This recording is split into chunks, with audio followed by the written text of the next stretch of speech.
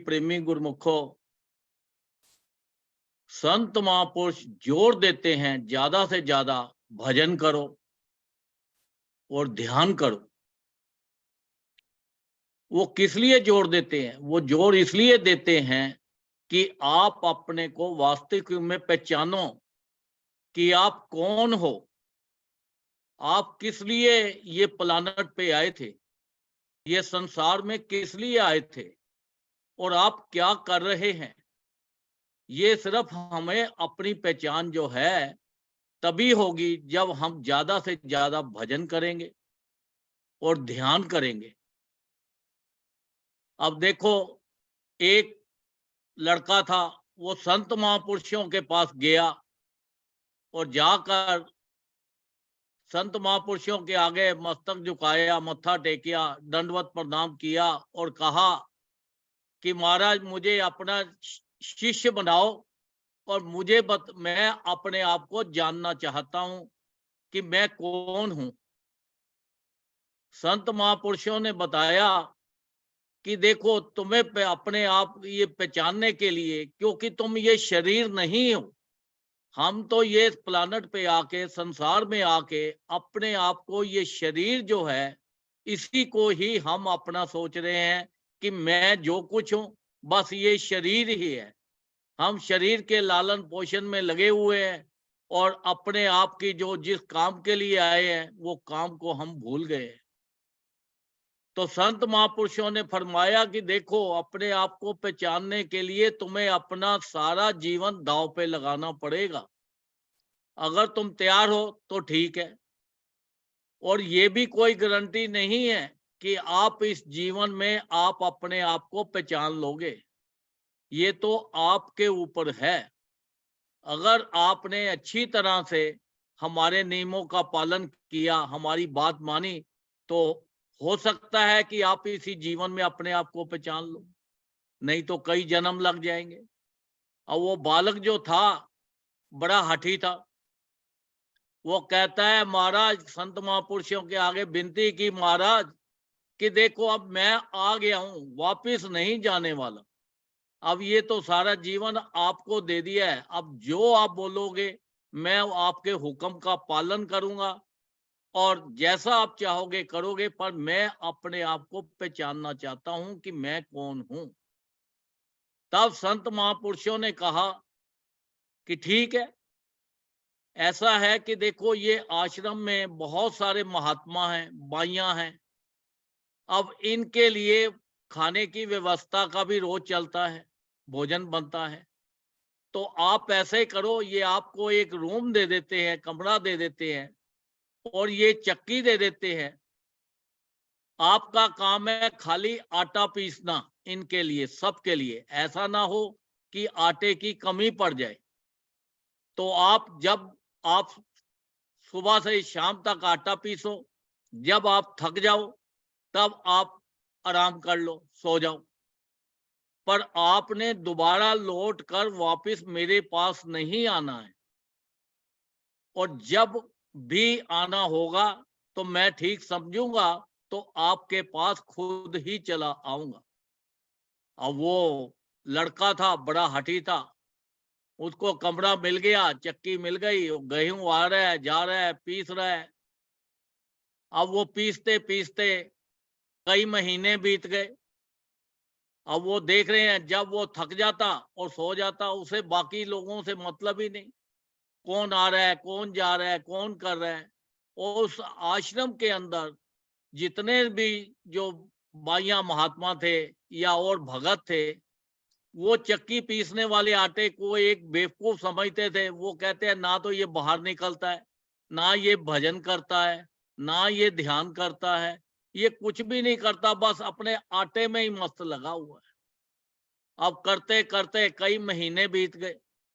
अब जब महीने बीत गए तो उसको किसी चीज की परवाह ही नहीं, किसी चीज की चिंता ही नहीं। अब 6 महीने तक तो उसके विचार पहले अंदर चलते रहे। 6 महीने के बाद वो विचार खत्म होते होते होते वो विचार उसके बिल्कुल खत्म हो गए। अब वो 10-12 साल तक वो जो बालक था वो उसी कमरे के अंदर बस उसका एक ही काम होता था कि सुबह से लेके रात तक आटा पीसना और सो जाना, बस।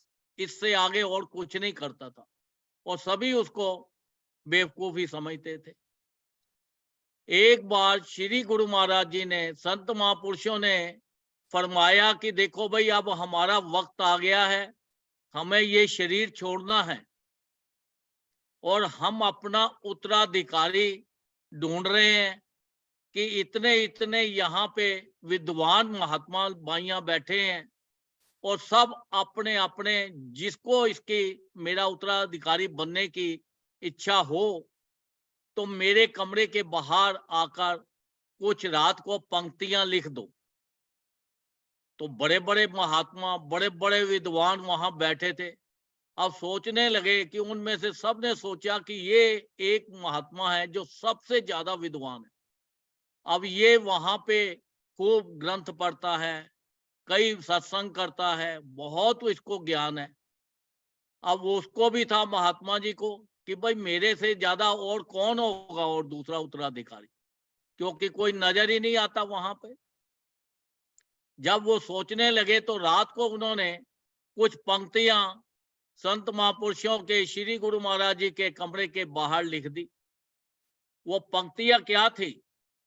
वो पंक्तियां थी, मन एक दर्पण की तरह है, जब इस पर विचारों और इच्छाओं की धूल जम जाती है तो धूल को हटाने के लिए ध्यान करना पड़ता है। जिसको धूल हट जाती है उसका दर्पण साफ हो जाता है और वे मोक्ष पा लेता है। अब सुबह गुरु महाराज जी उठे, उन्होंने अपने कमरे के बाहर देखा कि ये पंक्तियां लिखी हैं। अब उन्होंने पूछा कि ये किसने पंक्तियां लिखी हैं? बड़ी डांट पड़ी और उनको खारिज कर दिया और महात्मा को बोला कि भैया इसको मिटा दो, किसने लिखी हैं?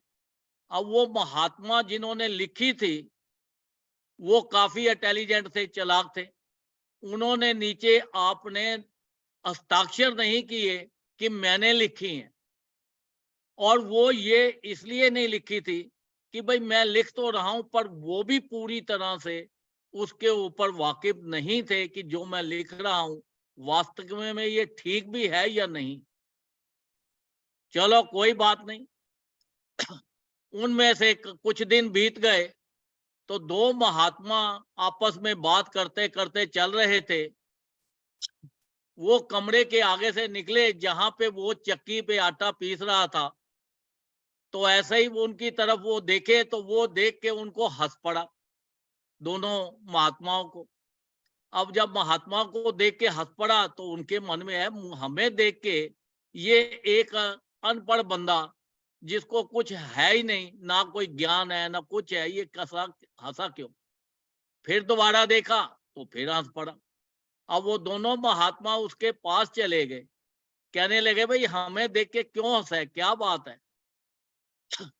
अब उस लड़के ने कहा, बालक ने कहा कि देखो, गुरु महाराज जी ने जो भी किया वो अच्छा ही तो किया। क्या था उसके अंदर जो उन्होंने लिखा था कि मन एक दर्पण है की तरह है, जब इस पे विचारों और इच्छाओं की धूल जम जाती है और धूल को हटाने के लिए ध्यान करना पड़ता है। जब इसकी धूल हट जाती है तो उसका दर्पण साफ हो जाता है और वो मोक्ष को पा जाता है।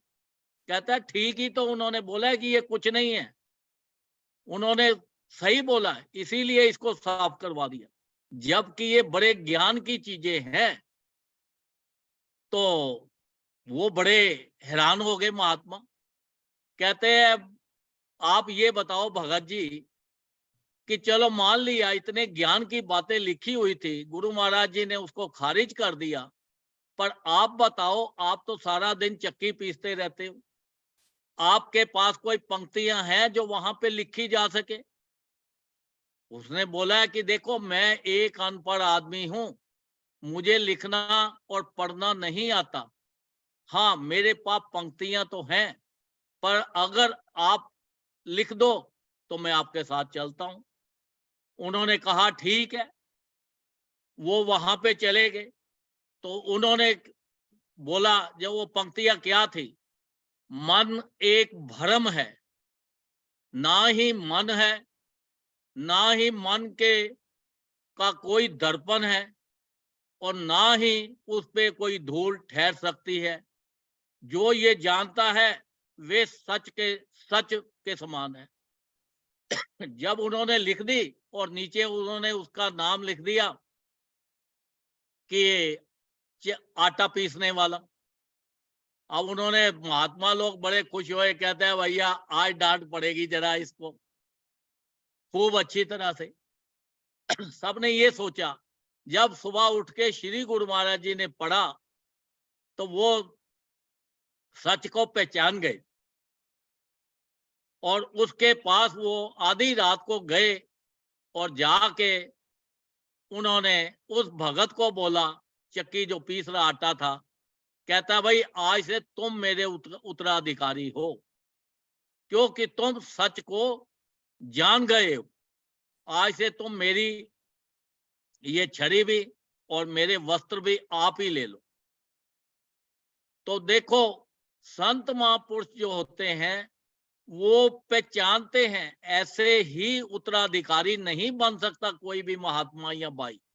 वो पहले परखते हैं, पहचानते हैं, देखते हैं कि किसके पास इतनी पावर है जो सच को जानता है। क्योंकि ध्यान एक क्या चीज है, ध्यान का मतलब ये है कि आप कोई भी काम करो व उसमें खो जाओ। ध्यान किसी वक्त भी हो सकता है, इसका कोई समय नहीं है। आप चलते फिरते उठते बैठते जो भी काम करते हो उसमें आपका ध्यान पूरा होना चाहिए। ना आपके विचार इधर इधर नहीं जाने चाहिए। ना तो आप नौकरी पे गए, आप अपने घर के बारे में सोचते हो, आप अपने बच्चों के बारे में सोचते हो, या कोई और चीज सोचते हो, तो आपका ध्यान नौकरी में तो नहीं है ना।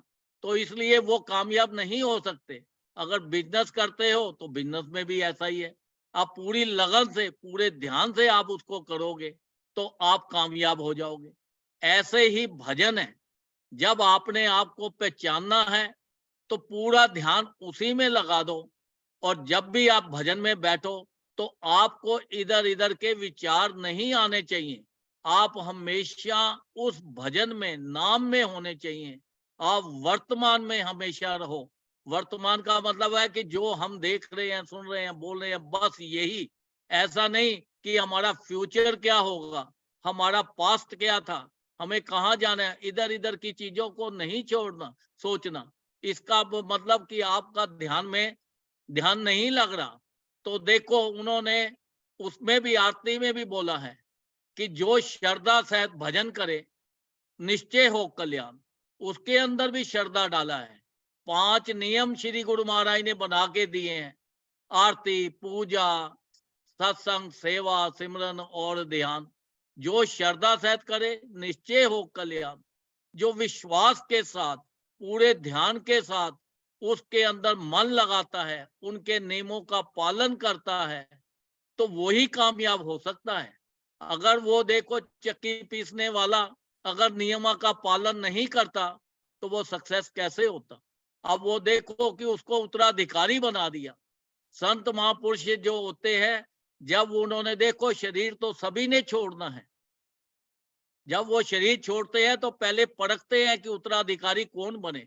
वही बन सकता है जो पूर्ण परमात्मा का रूप हो जाए, क्योंकि है तो सभी परमात्मा का रूप, पर वो अपने आप को पहचानना पड़ता है। उतना भजन करके अपने आप को जानना पड़ता है, क्योंकि ये संसार के अंदर कुछ भी नहीं है।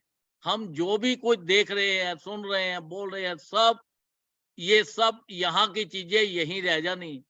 आप जैसे एक ड्रीम देखते हो तो ड्रीम के अंदर तो आपका शरीर भी होता है, सब कुछ होता है। तो आप फिर जब ड्रीम खुल जाता है तो क्या आप वापस वहां जा सकते हो? नहीं जा सकते। ऐसे ही ये हमें भगवान ने शरीर दिया है, हम शरीर नहीं है, हम एक आत्मा हैं। और आत्मा को ज्ञान देने वाले, पहचान कराने वाले वो पूर्ण संत महापुरुष ही हैं, जो वो हमें नाम देते हैं। तो इसलिए हमें ज्यादा से ज्यादा नाम जपना है और उनका भजन करना है। उनके बनाए हुए सत्संग जो आश्रम है वहां पे जाना है। जब सत्संग आश्रमों में जाएंगे तो हमें अच्छे लोग मिलेंगे, हमारे विचार अच्छे हो जाएंगे, हमारा मन निर्मल हो जाएगा। तो फिर देखो हमारा ध्यान के अंदर भी मन बहुत लगेगा, भजन भी हम बहुत अच्छे अच्छे गाएंगे। जो भजन भी हम गाते हैं, जब तक हमारा ध्यान पूरा उस भजन में नहीं होगा तो वो भजन की मिठास नहीं आ सकती, वो भजन का प्रेम नहीं आ सकता। क्योंकि ये संसार के अंदर सबसे जो बड़ी चीज है वो प्रेम है। प्रेम का मतलब ही ध्यान है। तो इसलिए ज्यादा से ज्यादा हमें उनके हुक्म का पालन करना है और उनके नियमों को जो बनाए हुए हैं उन पे चलना है, सत्संग में जाना है और भजन करना है। और जब भी ध्यान करें तो हम सब संसारिक चीजों को अपने दिमाग से बाहर निकाल कर हम अपना भजन करें, और ताकि हम अपने आप को पहचाने। जो वो हमें नाम दिया है, ध्यान दिया है संत महापुरुषों ने, वो हमें ज्यादा से ज्यादा जपना है। क्योंकि वो कहते हैं जितना आप इसको भजन करोगे, ध्यान करोगे, तो आप अपने आप को पहचानोगे कि आप संसार के अंदर किस लिए आए हो। आप शरीर नहीं हो, आप एक आत्मा हो। ये शरीर तो आपको एक घर दिया है रहने के लिए, इसका आप ध्यान रखो। जैसे हम एक घर में रहते हैं, उसके अंदर पेट भी कराते हैं, सफाई भी करते हैं, अच्छे अच्छे चीज सामान भी सुख सुविधा का लाके रखते हैं। ऐसे ही ये शरीर आपको जो उन्होंने दिया है, ये शरीर का भी पूरा ध्यान रखना है। इसका ऐसा नहीं कि ये शरीर खराब हो जाए। अगर शरीर खराब हो गया तो आत्मा इसमें सुखी में नहीं रह सकती। जब बीमार हो जाता है तो आदमी क्या होता है, आत्मा अंदर से दुखी होती है। तो ये शरीर को तंदुरुस्त रखना है, इसका पूरा पूरा खाने का, पीने का, रहने का, बहने का, दवाइयों का, हर चीज का ध्यान भी रखना है। ये तंदुरुस्त रहेगा तो आप भजन कर सकते हो, अगर ये तंदुरुस्त नहीं रहेगा तो आप भजन नहीं कर सकते। तो इसलिए ज्यादा से ज्यादा हमें उनके जो हमारी हमें पहचान करने के लिए अपनी ये ध्यान और भजन करना पड़ेगा। उनके बनाए हुए हुक्म में चलना पड़ेगा, नियमों का पालन करना पड़ेगा। ताकि अगर हम उनके हुक्म में चलेंगे और उनके आज्ञा के अनुसार चलेंगे तो हम अपने आप को पहचान लेंगे और हमारा लोक भी सुखी हो जाएगा और हमारा परलोक भी सुखी हो जाएगा। बोलो जयकारा। जय। परम सत्कार के योग सभी गुरुमुख, हम सब कितने सौभाग्यशाली हैं कि भगत जी ने कितने सुंदर वचनों से निहाल है कि प्रेम ही ध्यान है और हम शरीर नहीं हैं, आत्मा है। और अपने प्रभु जी का हम जितना ध्यान लेंगे, जितना सिमरन करेंगे, उतना ही हमारा लाभ होगा। तो भगत जी का हम लगभग 200 परिवार शुक्राना करते हैं, जो आप अमेरिका से आकर ग्रुप में सभी ग्रुपों को सत्संग से निहाल करते हैं।